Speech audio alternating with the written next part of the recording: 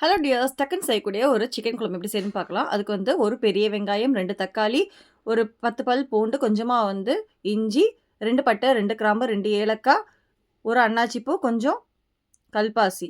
இப்ப இது எல்லாத்தையும் நல்லா மிக்ஸி ஜார்ல போட்டு நல்லா ஃபைன் பேஸ்ட்டா வந்து நம்ம அரைச்சுக்கலாம். இஞ்சி வந்து நானு 2 இன்ச் அளவு எடுத்திருக்கேன் நானு.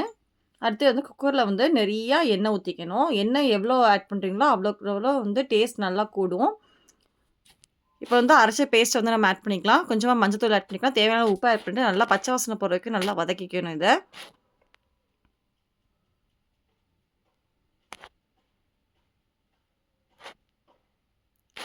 இந்த பச்சை வாசனை எல்லாம் போகி, நல்லா வந்து கொஞ்சம் எண்ணெய் பிரிஞ்சு வரும். அந்த ஸ்டேஜ் வரைக்கும் வந்து நம்ம நல்லா வதக்கிக்கணும்.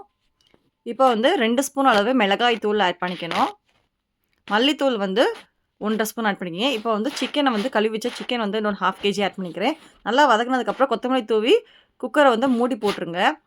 கொஞ்சமா தண்ணி ஆட் பண்ணிக்கங்க. ரொம்ப தண்ணி ஆட் பண்ண வேணாம். இப்போ குக்கர மூடி போட்டு விசில் வந்ததுக்கப்புறம் சிம்ல போட்டு ஒரு 5 மினிட்ஸ்ல கேட்டா சூப்பரான சிக்கன் கிரேவி ரெடி ஆயிடுச்சு. இது வந்து நீங்க சப்பாத்தி, பரோட்டா, தோசை, இட்லி எதுக்கு வேணா சாப்பிடலாம். ரைஸ்க்கு வச்சு சாப்பிடலாம்.